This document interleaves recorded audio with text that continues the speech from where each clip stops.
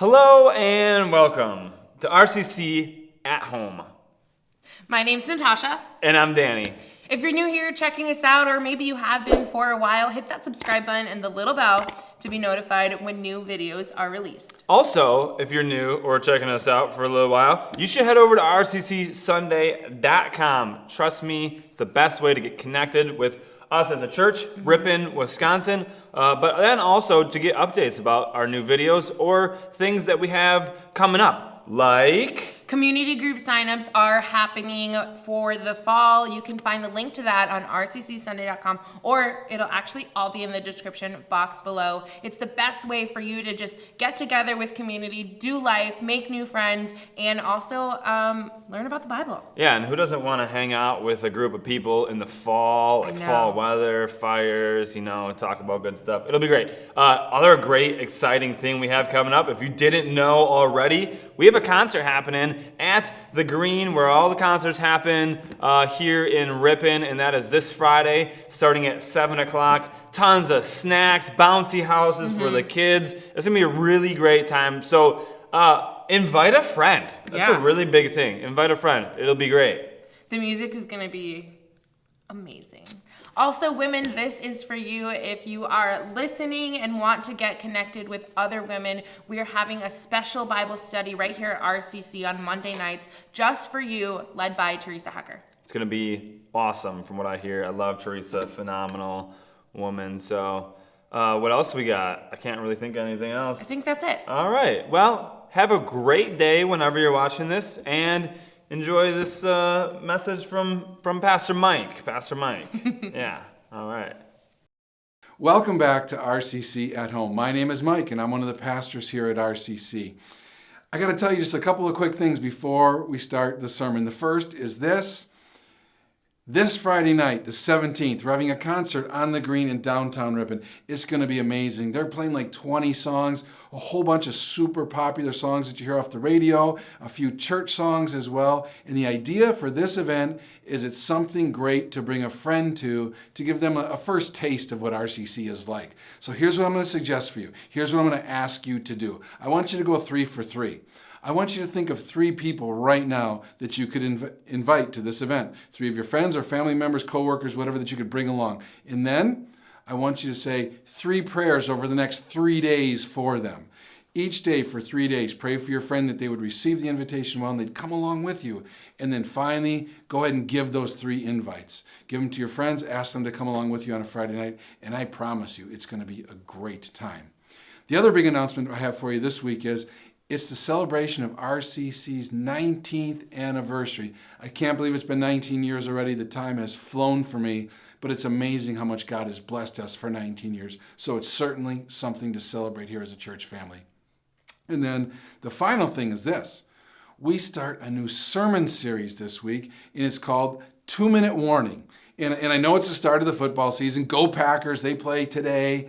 But this 2-Minute Warning series, it's not about football. As a matter of fact, take a look at this 30-second video and you'll get an idea of what it's going to be about. That'll bring us to the 2-minute warnings.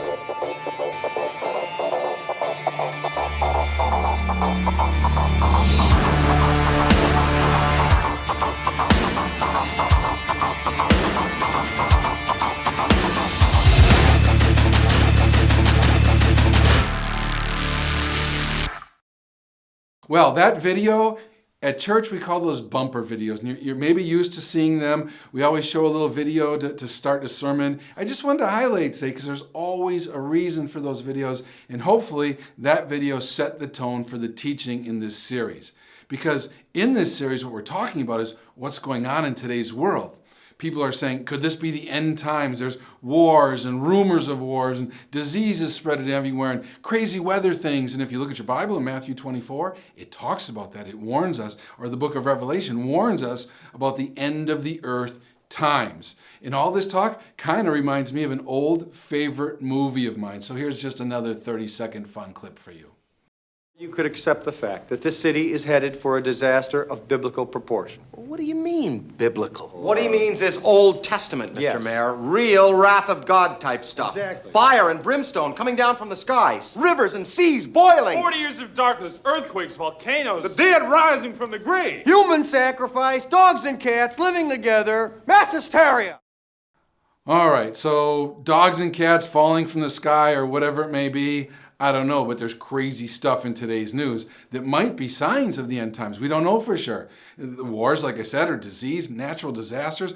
The Bucks won a championship. Good grief, it's got to be the end of the world. I've been waiting my whole life for this. Who knows, right? Who knows if we're in the end times? It could be. They're coming someday. So you know what we're going to do in this series? We're going to go to Bible school in this series. We're going to go to Bible school today, and we're going to look for some really good, straightforward teaching straight from Jesus. He gives us directions and warnings for how we're supposed to prepare ourselves for these end times. Now, I'm talking about going back to school, and it reminds me that kids are all back to school now, so yay for parents, right? You got to be happy about that. Maybe not so yay for kids, I'm not sure. I think about my own back to schools, and not so much really as a student, more as a teacher. My first day teaching was I don't know, memorable. Here's the deal. I went to college for education, I got a teaching degree, and I graduated in January, and I got a job right away in the Milwaukee Public Schools, because that's where I'm from. And I was so excited to have my first job. I got there the first day, it's end of January at the semester break or whatever, and I start my teaching career, and my parents had given me a briefcase for a college graduation. It's sweet. Hopefully I can throw up a picture for you. I saved it all these years. It's been sitting in the basement forever. But I had this brand new briefcase and this like fancy schmancy pen that they went inside the briefcase. That was my graduation gift. So I'm all excited. I walk up to the school the first day and I go in the building, meet the principal, and then I'm shown my classroom. Because remember, it's halfway through the school year. So I'm late coming, right? So I get in there and I put my briefcase down on the desk and I stand next to it, and then I address the class. Hi, class. My name is Mr. Holba, and I'm going to be your teacher now. And I tell them a little bit about myself, and I'm excited to have my job, and I'm excited to meet them, and all these things. So I'm going through this big introduction, and these two little boys come walking up to me, and they're 7, 8 years old.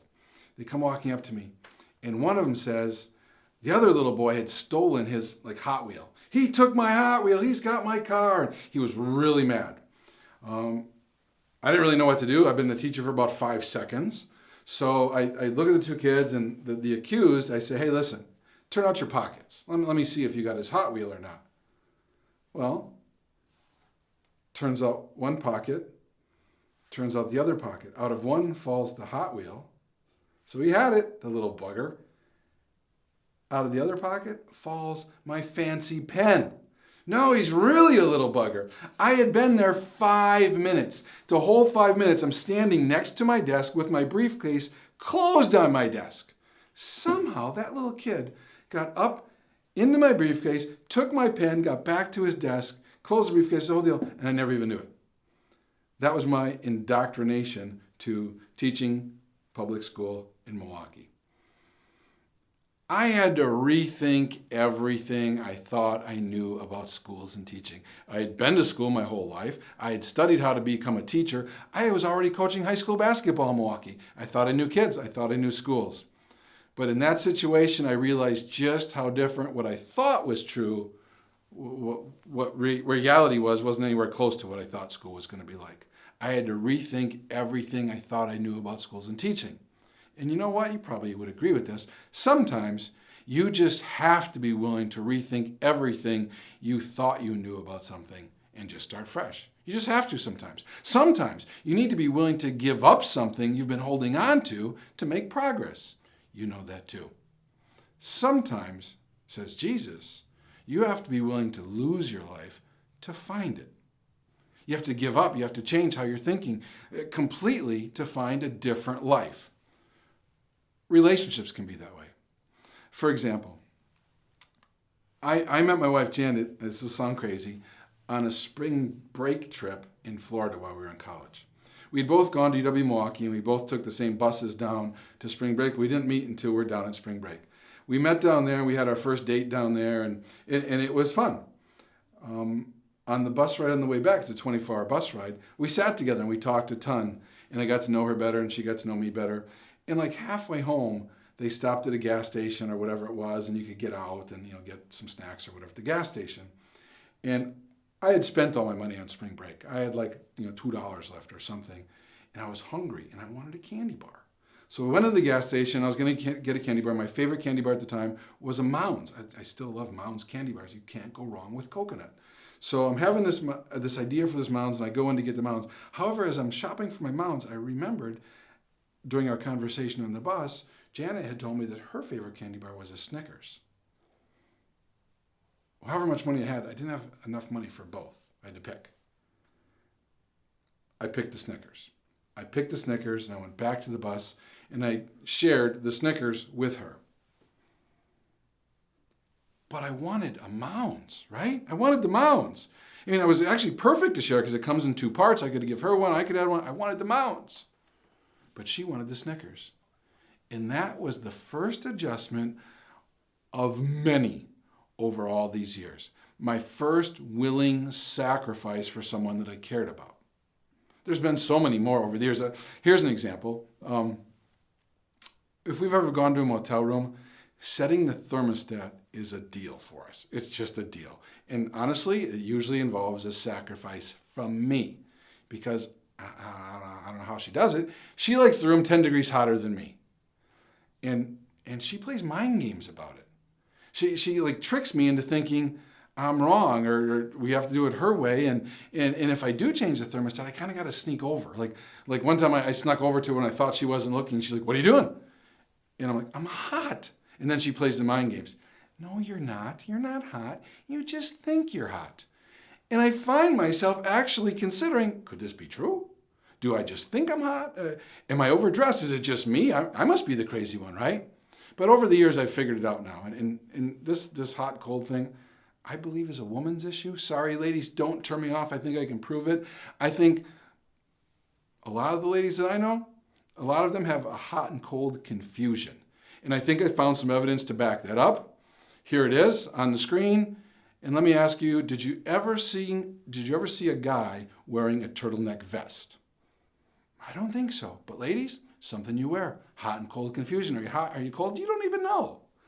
But when you're committed to another person, when you love a woman, you have a wife, you have to be willing to adjust. You have to be willing to give up what you thought you wanted. So I'm willing to adjust the thermostat. I'm willing to put the toilet seat down. I'm willing to buy a Snickers. That's the type of love Jesus talks about in today's text. We're going to be looking at Matthew chapter 16, verses 24 to 26, and Jesus is talking about sacrificial love for him, willingly giving up what you thought you knew or thought you wanted for Jesus. Now here's where he says it, straight in the Bible, Matthew chapter 16. This is what Jesus says. Then Jesus said to the disciples, "If any of you wants to be my follower, you must put aside your selfish ambition, shoulder your cross, and follow me. If you try to keep your life for yourself, you will lose it. But if you give up your life for me, you'll find true life."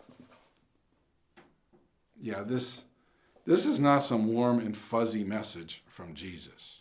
This is tough Jesus teaching today.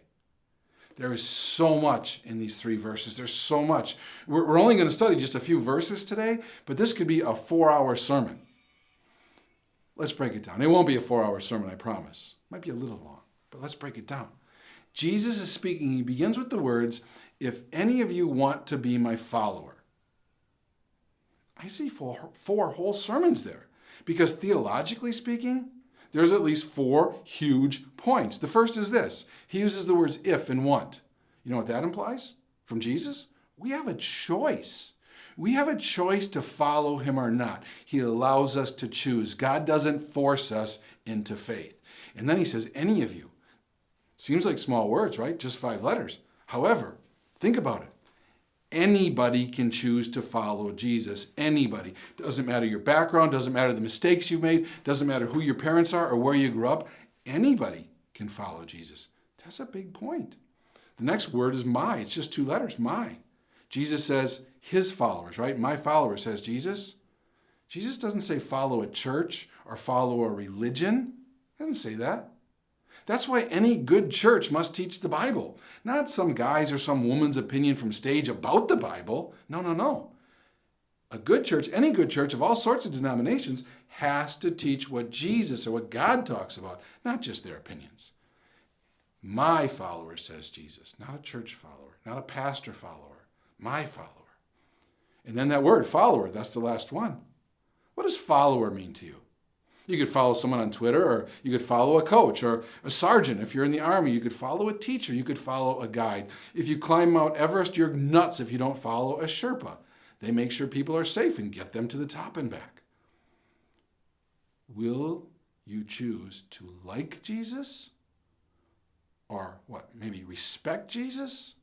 Or will you actually choose to follow Jesus? Because just like with a coach or a Sherpa, it's all about trust. If you trust Jesus, then you will follow him. And so far, if you've gotten even one of these 4 points, if they made a difference for you, great job. You've learned a deep theological principle today already. But I'm not done. I'm not done. Let's take a look at this next part of the passage. There's so much good. It says, you must decide to put your selfish ambition. You must put aside your selfish ambition. Shoulder your cross and follow me. There's 4 more great points here. Deep points. Number 1, must. The word must. Jesus doesn't give any other option. He doesn't say, you could or you should or maybe it would be nice. No, no, no. He says you must do this. There's no other way. And then he says, put aside. What does that look like? What does it look like to put aside? Have you ever done that in something in life? Maybe you quit your job to raise a family. Or maybe you put aside fun for a career by studying and going to school, right? We do those things. The question is, what would you be willing to put aside for Jesus? I'll come back to that. The next word is selfish. It's a harsh word from Jesus, but you know that it's human nature to be selfish. We start selfish from birth. We're just selfish as humans. Yet Jesus wants us to be sacrificial, that we shouldn't be so selfish thinking about ourselves. We should think about others and sacrifice. And sacrificial love, you know what that is? It's putting someone else first, giving up some of yourself for someone else. If you're not willing to do that, your relationship with another person, or even Jesus, is not based on love. It's based on convenience. You know, I could have gotten the mounds, right? And I could have enjoyed as many mounds as I've wanted to over the last 30 years, and I could live my life alone in a properly cooled hotel room, right? Instead, I chose to put my preferences aside. And then finally, there's a difficult one. There's a difficult one. It's hard to explain. Jesus said, shoulder your cross. It's a difficult one to grasp. So let's just take a look at it for a bit. First of all, there's historical context. What's going on in history at that time? The grammar in the original language of this text, which is ancient Greek, implies that taking up your cross is a continuous action. That's why some translations add the word daily. You must shoulder your cross daily to illustrate the text better. There's some biblical context here too. Obviously, Jesus was teaching, so he said these words before he'd been crucified on the cross. You see, the cross now has become a positive symbol, but back then, when Jesus was still teaching, because of the historical context, it was different. To Jesus' followers at the time, this idea of a cross was as revolting as if someone had told us today that we had to put a noose around our necks and publicly hang ourselves daily. Being sentenced to die on a cross is considered one of the cruelest forms of capital punishment ever. It was so cruel that Roman citizens were exempted from it. They couldn't be given that form of punishment. It was too cruel. So Jesus is saying that we're not just to deny ourselves. He's saying we're to behave in a different way, a radical way, a way the world sees and notices. And then finally, that's that word follow. Again, he says follow, not admire. How would your life look different if you chose to follow Jesus instead of leading it yourself and then asking Jesus to come along for support? Have you done that? I have. right? I go my own way. I want my own things, accomplish my own stuff. And then all the way I'm praying, Jesus, help me with this. Jesus, help me with that. Jesus, make this go good. Jesus, protect me from this, right? We do that because we're selfish. How would your life look different if you chose to follow Jesus instead of leading your life yourself and asking for him to come along for support? And I know this is some pretty serious teaching directly from Jesus, but he wasn't finished. There's more. There's more. Jesus then continues with these words. He says, if you try to keep your life for yourself, you will lose it. Now, here, I'm just going to focus on those last two words. Lose it. Because that's harsh. It's not fun to think about losing our lives. Or it's not fun to think about this being a 2-minute warning for the end times. But thinking about our future and fun and planning for it, that's way better, right? Planning your future is just fun. Before kids, when we were first married, we would sometimes talk about our future and think about what would it be like, family planning, what would it be like to have kids someday, and how do we want to do it? And then once we had kids in the house and they're growing up, it was so fun to talk about the future. We talk about maybe they'll go to college someday, or what could their career possibly be, or what cars did they want to get someday when they're old enough. Oh, fun. And now that I'm an empty nester, maybe I should be sitting around talking about retirement planning, but I don't know. I'm sure it's fun for some people. Probably not for me. I just like what I do too much. I can't imagine actually being retired. But no matter what stage of life you're in, it's always wise to have a plan. So let me ask, do you have an eternity plan? I ask that because that's the only plan you're assured of needing. You need an eternity plan. Everybody does. Do you ever think about eternity? I do. Because I know this life does not last forever. It could be over today or tomorrow. But I also believe that there's more than just this life. I believe that there is an eternity. So do you have a plan for eternity? It's always wise to have a plan. It's always wise to have a plan. It's always wise to have a guide to follow. We do that all throughout our lives. We make plans. We choose who we trust or who we follow. What could be more important than having a plan for eternity? Jesus offers to be our guide. And here's what he says about that. Read just this next part, okay? It's on the screen, and I'm going to read it. It'd be great if you read it out loud with me, because this is the end now. Jesus says, read it with me out loud. But if you give up your life for me, you will find true life. There's 3 more principles in there. I'm sorry, are you exhausted yet? This is just so good. I'm almost done, I promise. Stick with me. 3 principles. Here we go. Number 1, if. Again, if implies choice, just like choosing to get married. You know what? If you want, you can stay single your whole life and set the thermostat to anything you want. Or you can get married and be willing to put aside some of your preferences. And you have a choice when it comes to making a real commitment to follow Jesus all the way into eternity. So Jesus says if. And then he uses the words, give up. What does our culture say it's worth giving up your life for? Love, maybe, right? Like you have Snickers, not Mounds, and you have 80-degree motel rooms. It's worth giving up your life for love. Most people would say that. Lots of people would say it's worth giving up your life for your country. It's honorable to enlist and serve. It's noble even, right? I think lots of people would agree with that. I think most people would agree that it's worth giving up your life for family and prioritizing family. Our culture would say it's worth giving up your life for a career. Personally, I don't know about that one, though. There are things worth giving up your life for. And there are rewards for making any of those types of sacrifice. Always in life, there's rewards, right? You prioritize family, there's a reward. Prioritize love, there's a reward. Even prioritizing a career, you're rewarded, probably financially. But there's always a reward. Jesus promised a reward for us making the sacrifice to follow him. He says, if you're willing to make this sacrifice to follow me, says Jesus, the reward is what he calls true life. He said you will find true life. What is true life anyway? Well, according to God, in the Bible, it's a life characterized by mercy, grace, humility, patience, forgiveness, and love. Now, but also in eternity. Would you like that now in your life? Would you like your life to be characterized by those things? Jesus even adds that in heaven, in eternity, there are no tears, no sorrow, no pain, no sadness. Wouldn't you like that too? But Jesus said we must be willing to put aside and give up to really follow him in this life and then all the way into the next life. So, what is the one thing you may need to give up from your life right now, today, so that you can find true life? Okay, so first, I think we need to spend less time worrying about the end times and losing our lives.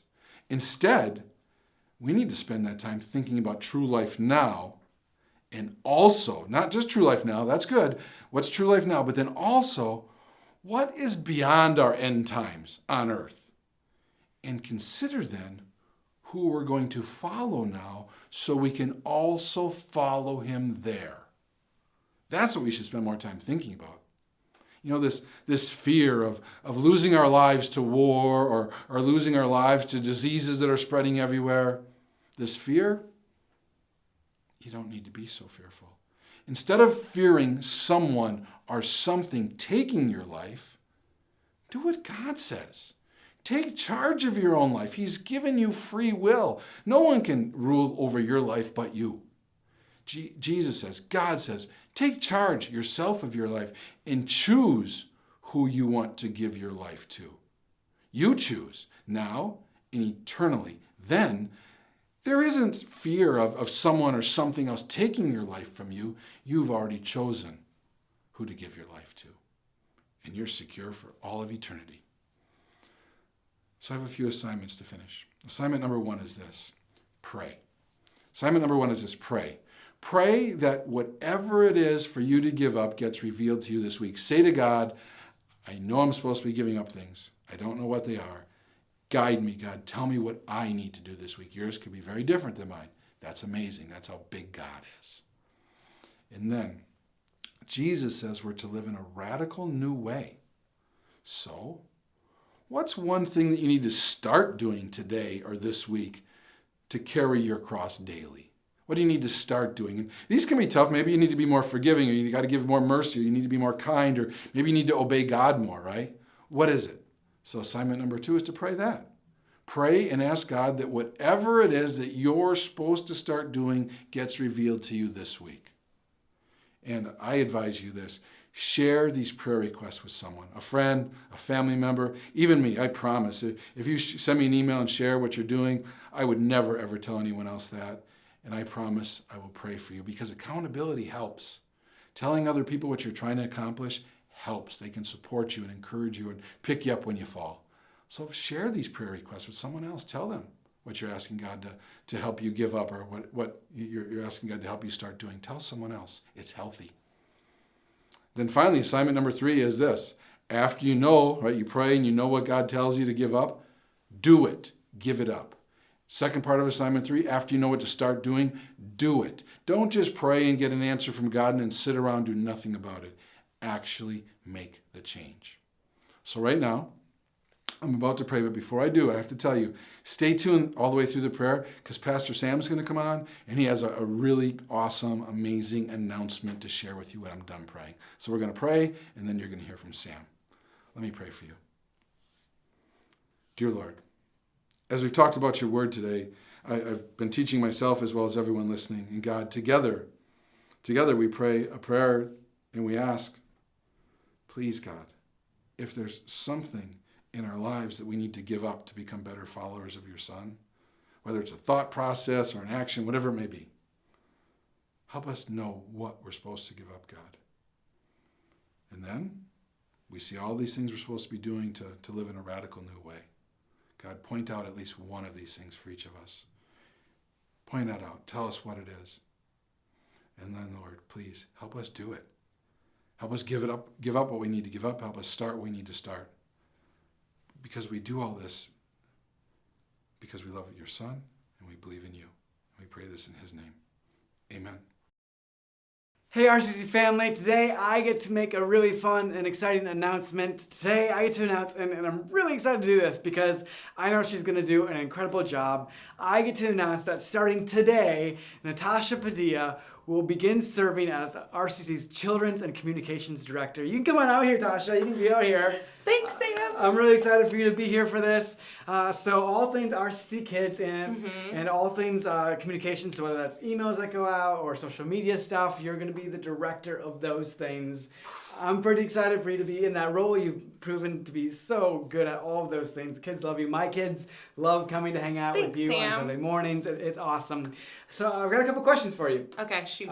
First one is this. What are you most excited about for this new role? Man, I know it's going to sound so cheesy, but really just building relationships with the kids and seeing them know that they love God and know that God loves them in such a way that is transformative in their lives. That's what I'm seriously most excited about, is that, and well, continuing to communicate with everybody out there is fun too. Awesome, that's great. I know you've been super busy the last couple weeks, specifically like painting. I've got paint everywhere and all kinds of fun stuff that you've been doing this last week. The new space for the kids is about ready. It's ready for this coming weekend. If you're here on Sunday, you'll see it. If you come next weekend, you'll see it. What are you most excited for the kids to see when they get next door? Man, so we've been doing a lot of projects next door renovating, and I'm most excited about the rock wall that's going to be next door. Not like a 10 feet up in the air one, right? No. We'll keep your kids safe, I promise. But the pre-K kids are going to have a phenomenal creative space, and then the bigger kids have their own gaming system station, which is pretty fun. So you're going to want to be there if you're a big kid. Awesome, that's so exciting. Thank you so much for being here. I'm super excited for you to do that role, and I'm excited about the future.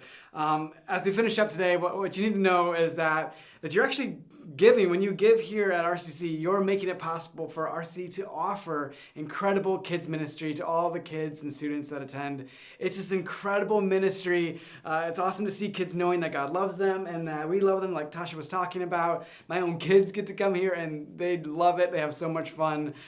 So know that that's happening. We were planning, actually, if you're here in person, to begin passing the baskets for offering today. Offerings have declined across churches throughout COVID, and that's just no different here. So we were thinking of doing that this coming week, but as numbers continue to stay elevated, we're going to hold off on doing that for now. So when you come in person, you can continue to give on your way out of the room, but better still, you can give online. And here's a quick look at how you can do that easily this week. Have a great week. If you'd like to give online, you can simply go to riponchurch.com or rccsunday.com. And when you get to that web page, in the bottom right-hand corner of the screen, there'll be an icon. You just click on that icon. Once you've clicked on that icon, it'll take you to another page. On that page, you'll be able to enter how much money you'd like to give. You can select to give it to the ministries of RCC. You can decide how often you'd like to give, whether it's weekly or monthly or bi-weekly, or if it's just one time. Then when you give, you can select when you'd like to give it. Today or another day. You can use a credit card or a bank account, and then you just click on it and fill out that information, and you're good to go. Know that your giving helps support the mission and values of RCC here in Ripon and far beyond.